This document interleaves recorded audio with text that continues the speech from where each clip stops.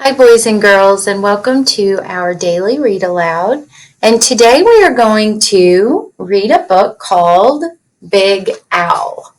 And Big Owl is a really big fish. That's why the word big is in the title. And if you notice these little fish here, if you look at them all together, you can notice how different Big Owl looks compared to the other fish. And this week, boys and girls, the books that we are going to read are going to be under the title of like celebrating differences. So even though that we are all different and unique in very different ways, we can still love one another and get along, and it doesn't matter what the other person looks like, or in this case, the other fish, right? So Big Al is a lonely fish. He doesn't have a lot of friends because everybody thinks he looks scary. Do you think that these little fish here think that Big Al looks scary? Yeah, I think they're probably a little afraid of Big Al. And he is, I can understand why you might be a little afraid of him when you first see him. But as we read this story, I want you to think about how your first thought of Big Owl changes throughout the story. At first, you might have thought, wow, that's a scary looking fish. But as we read through the story, I want you to think about how that changes, because at the end of the story, you may not think that he's so scary anymore. So this book is called Big Owl, and it's by Andrew Clements Yoshi. And again, we are celebrating differences. Okay, so we're under the sea in the ocean. Here is Big Owl right here. In the wide blue sea, there was a very friendly fish named Big Owl. You could not find a nicer fish.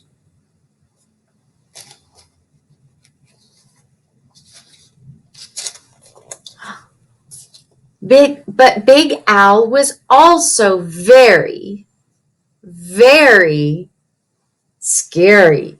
Look at him there.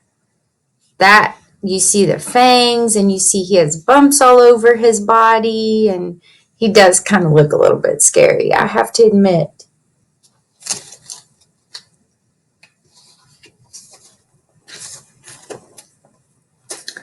Other fish seemed to have at least one friend.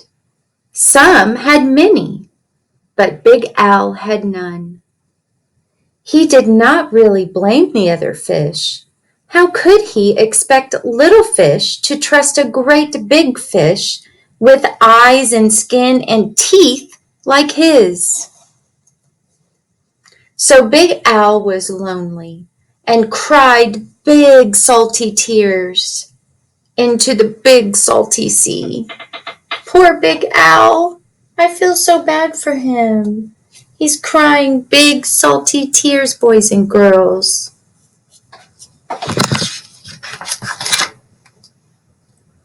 But Big Owl really wanted friends, so he worked hard at trying to have friends. First, he tried wrapping himself with seaweed.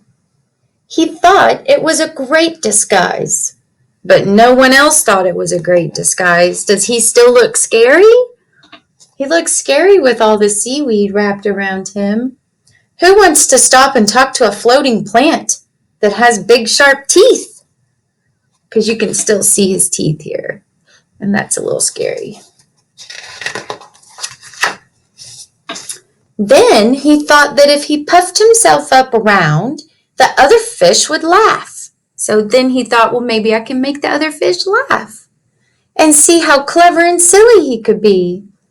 All they saw was how big he could be, and they steered clear of Big Owl. They were still afraid of him.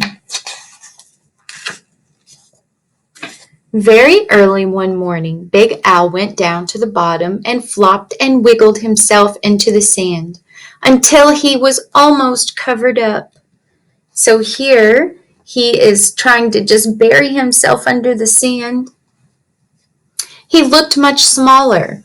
When the other fish came near, Big Al talked and joked with them and had a delightful time. But then one scratchy little grain of sand got stuck in his gills, and he sneezed really loud. And when the clouds of sand cleared away, all the other fish were gone. They got scared of that big sneeze, and they probably saw those teeth again. Do you all feel sorry for Big Al? Do you think that he'll be able to make friends with the other fish in the ocean? I hope so. Just when Big Al was starting to be sure that he would never have friends again, something happened. He was floating along, sadly watching some of the other smaller fish, and was wishing that they could come closer. As he watched, a net dropped. It dropped down, and it was silent from above. And in an instant, all of the little fish were caught. Do you think Big Al is going to try to help the little fish? Big Al forgot all about being lonely, and he forgot all about being sad. His eyes bulged out bigger and rounder than ever, and with a mighty flip of his tail, he opened his mouth and charged straight at the net. The net was strong, but Big Al was stronger. He ripped right through it, and all the little fish rushed out through the hole. So he was able to rescue the little fish.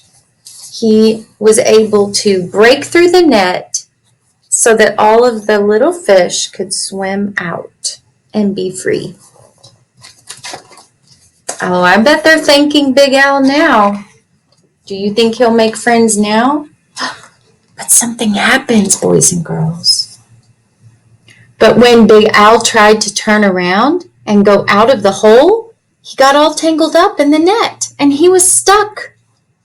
The net went higher and higher toward the bright surface of the sea, and the little fish watched Big Al as he disappeared above them.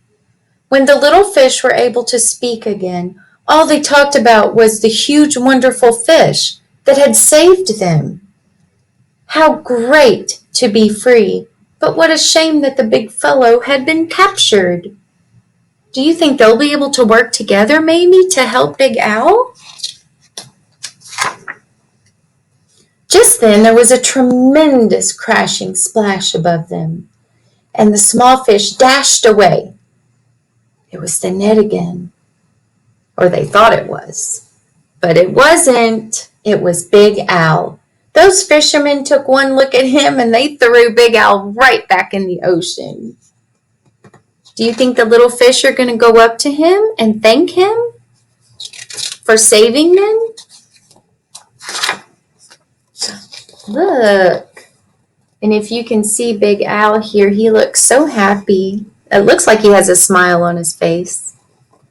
And now there is no one huge, puffy, scary, fierce-looking fish. There is no one that's that scary anymore, because now all they see is a fish who saved them. And he had more friends than anyone else. Big Al ended up having all the friends in the ocean because they realized that they could trust him and that it didn't matter what he looked like. And so they went along in the big salty sea, and he didn't cry those big salty tears anymore because he had friends and he wasn't lonely. Boys and girls, did you like this book? I hope so. I like the message in this book. Every book has some kind of message. Sometimes the author is wanting to give you information about something. And in this story, there is a message, and the message is that you can choose your friends by how they act, not by what they look like. So your friends are doing kind things and being kind, then those are the friends that you want to have. It doesn't matter what they look like. Boys and girls, I hope you enjoyed this story, and I will see you again for our next Read Aloud. Bye.